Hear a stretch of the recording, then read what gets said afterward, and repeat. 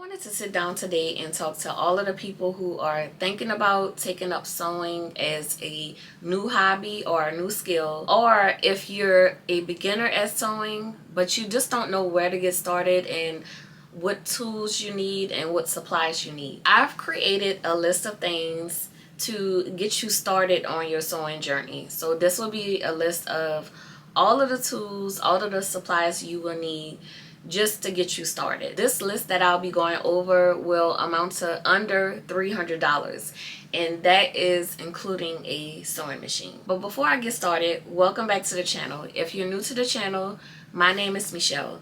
I do all things sewing over here, sewing vlogs, sewing tutorials, everything sewing. So if that's your vibe, go ahead and like this video and subscribe. Now, first things first, the most obvious thing you will need to get started is a sewing machine. It all depends on the brand that you're searching for, your price range, what type of features you're looking for. But if you're a beginner at sewing, all of that stuff, it should not matter. All that matters is what is in your price range and if it could do a straight stitch and a zigzag stitch. That's all you need to focus on at this time. Looking for the most popular sewing machine, the most expensive sewing machine, that does not matter if you just want to get started. You can always find reliable and inexpensive sewing machines in your local stores such as Walmart, and I think even Hobby Lobby carries sewing machines. You can also search on eBay to find a gently used machine, or you could search on Amazon or the brand websites. My preference is the Brother brand. My very first machine is a Brother SC9500, which is now discontinued, but that machine brought me through mask making during the pandemic. It brought me through my first denim knot bag, which I still sell to this day, and it brought me through 2 bulk orders before I actually jammed it with a clip. A clip got under the needle shaft. That was my fault, but my plan is to get that machine serviced because I love it so much. It's a computerized machine, and I don't know what it is about computerized machines, but I love them. I see that people have their different opinions about it, but I love computerized machines, and I love the Brother brand. I also have a Singer heavy duty machine. I purchased that machine after my first machine jammed on me. It's a manual machine, which is completely different from having a computerized machine, but it's a heavy duty machine that takes any lightweight fabrics, but it does really well with heavyweight fabrics like denim. So I still have that machine as a backup, but after a while I had to go back with the Brother brand, so that's when I purchased this machine, which is a CP100X machine. I'll link this sewing machine and the Singer heavy duty machine for you down below, but just like I say, you do not have to choose whatever I'm listing here. It just depends on your price range and what you're comfortable with. Just get a machine that's in working condition and just make sure that you have the settings to do a straight stitch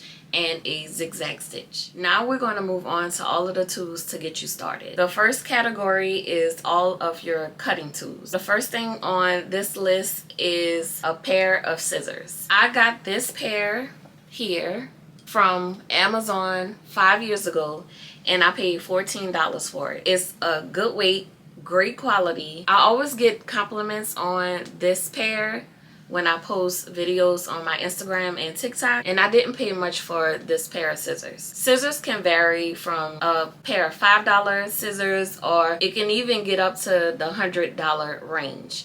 But I only paid $14 for this pair. The tip is to only use your fabric scissors for fabric only. That is the only way that your scissors are gonna last, by only using it for fabric. Now I do have a second pair. I try my best to use this if I'm cutting zippers or cutting fabric that has sequins. That is why I have a secondary pair. I'm thinking about purchasing another pair that's like this, just to have as a backup. It still cuts through fabric with ease, and especially denim, since I deal with denim a whole lot. Just get you like 1 or 2 pairs of scissors and you'll be good to go. The next cutting tool on the list or snippers. Now I call these snippers. I don't know what other people call them, but I call them snippers. Snippers are used to cut loose threads or even cut the thread off of your sewing machine. So whatever item you have here, if it's a garment or if you're sewing a bag, once you sew a line of stitches, you have to take that out and snip your threads from your sewing machine. So snippers come in handy because it's handheld, it's small, it's just easy to clip loose threads instead of using a big bulky pair of scissors. So it's always good to get more than one so you can have in different stations in your sewing space. So I'll keep one pair here and then probably one pair on my cutting table, but they're just always good to have just around your sewing space. So this would be the second cutting tool that I would suggest in having your sewing starter package. The next cutting tool you will need, I feel like this is mandatory to have, and it is a seam ripper. Every sewist needs a seam ripper.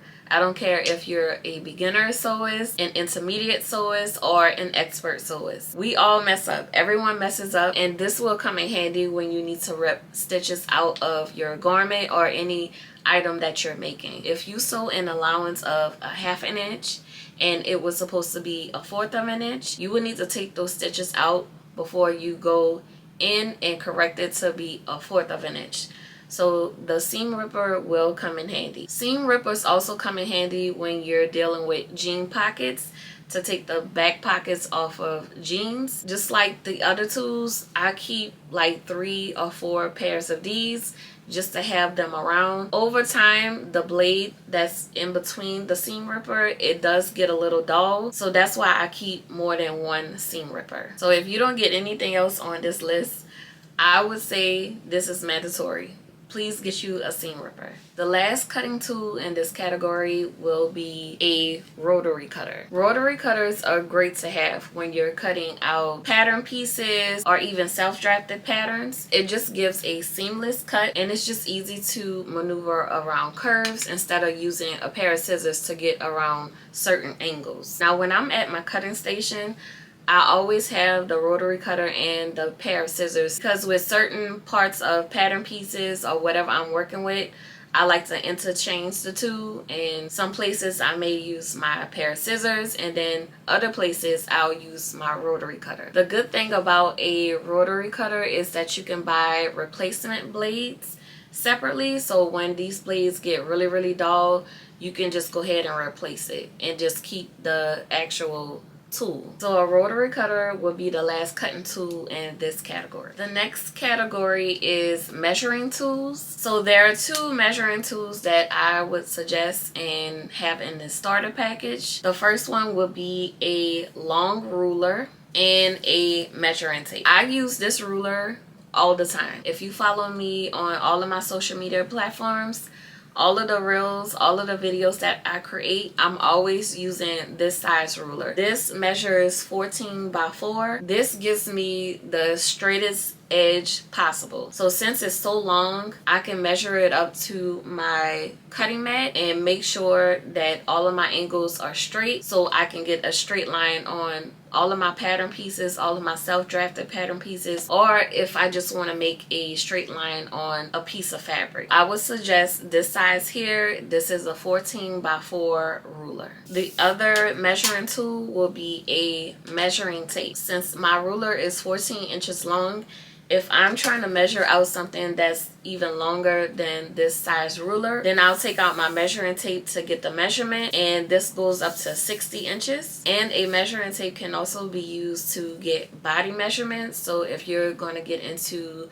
sewing tops or any type of pants, this is good to get your bust, waist, and hip measurements, and also length. These 2 things you do need in your starter package. We're moving on to the next category, and that is marking tools. So when I first started my sewing journey about 5 years ago, at first I started with white chalk, but then I got different color chalks. I have like this reddish color chalk and a blue colored chalk. I was using this for the longest time. I don't know why it took me so long, but then I purchased the erasable pens, and I've been using this ever since I purchased it. The set that I bought, it comes with a white pen and a purple pen. So the white pen is to mark dark color fabrics or materials, and the purple one is to mark lighter color fabrics. Once you make your markings, all you have to do is hit it with an iron and the marking disappears. So I love this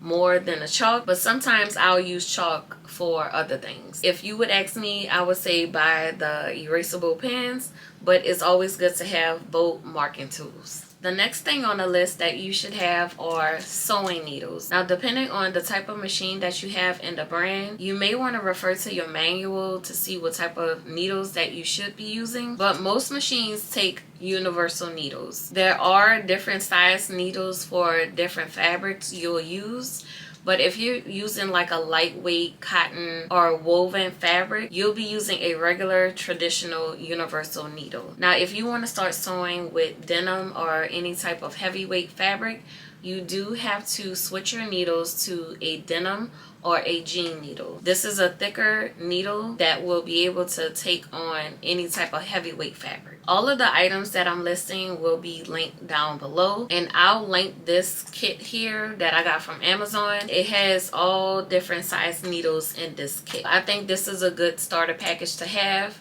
just so you can have all of the needles on hand. The next category is thread. Now, I mostly use an all-purpose thread. I don't really think it depends on the type of brand. Some people like to focus on the brand, but I just use an all-purpose thread, and I just adjust my tension setting depending on the type of thread it is. Once you start sewing and getting used to using your machine, you'll figure out the tension that you need with certain threads, and it also depends on the fabric that you're using. I would only suggest that you get like a white, a black, and a brown thread just to get you started. Then you can start buying other colored thread to correspond with the fabric that you'll be using. But yes, white, black, and brown will be good to start off with. The next category is clips and pins. I know with certain sewists, it's just a personal preference whether they just have pins to pin everything or only clips. Now, I do think that both clips and pins are necessary. I love using clips to pin on the outside of certain pattern pieces or any type of garment or item. You will need pins to place, for example, a pocket on a shirt or a pocket on a jacket, since you can't use clips to place those type of pieces on a garment. Now, I know with these clips, they do tend to break on you after several uses, but I don't care. I still buy them. I've been having these clips for, I don't know, maybe 2 or 3 years now. These clips come in a container of about 100 or 200 clips, so they last you a really long time. But I love using the clips since they're easy to take out, easy to take off your garment and put back into your bag. I love the clips. I would prefer to use clips only, but when it's necessary, I'll use pins. Alright, we're into the last 2 categories. I feel like everyone should have this in their household now, but you do need an ironing board and an iron. Ironing in between your sewing project just makes everything seamless, and it makes sure that everything lays properly. It's also necessary to iron out your fabric if it's really wrinkled, because this can affect the size of your garment or all of your pattern pieces. If all of your pieces are wrinkled and not completely flat, this will affect your outcome of your sewing project, and you don't want that to happen. So it's important to have an iron to steam out all of those wrinkles, and also to use your iron through your whole sewing project. I don't have the fanciest iron, but just make sure you get an iron that has the features of steam and no steam, and you'll be set to go. Alright, the last item on the list for your starter package is a self-healing cutting mat. Now, I say self-healing because if you're using your rotary cutter on a cutting mat that's not self-healing, over time you'll get cuts and grooves on your cutting mat. You start putting delicate fabrics on top of this mat, you can affect and damage your fabric, and that's not what you want. So just focus on getting a self-healing cutting mat.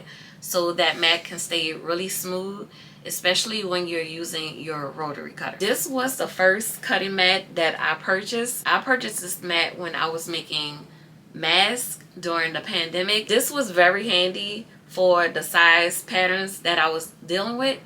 But of course, as my sewing skills evolved and I started to grow with my sewing studio, I upgraded to a 24 by 36 size cutting mat, and I love this mat.